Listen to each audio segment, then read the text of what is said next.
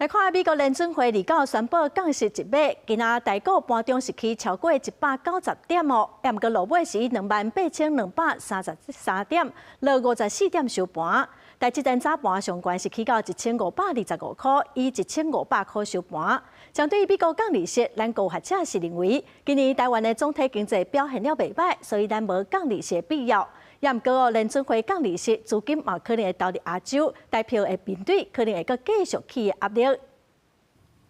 10月上尾天，台股敢会当收红，收30美国四大指数收乌，台股31开盘8变乌，尾下就一直爬起嚟，早盘上悬到28,484点，起超过190点。宽达股台积电是徛在伫咧1500块，早盘上悬8起到1520，起15块。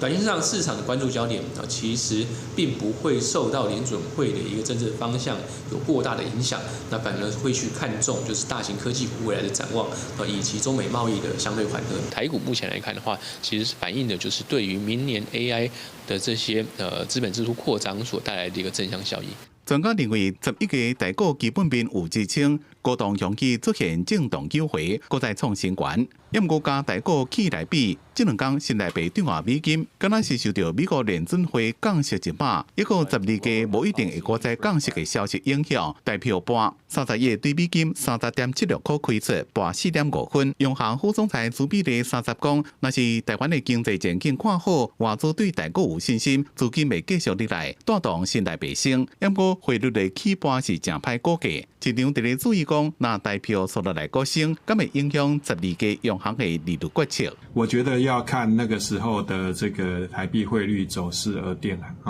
因为现在看起来就是说整个今年的总体经济情势在 AI 需求的强劲拉抬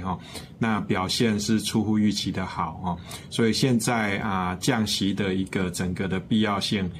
并不是很高。专家认为，央行所落来会继续观察台币汇率的走势，因为台票若高升，对原本就受到美国对等关系影响的传统产业业者，恐惊是相当打击。记者综合报道。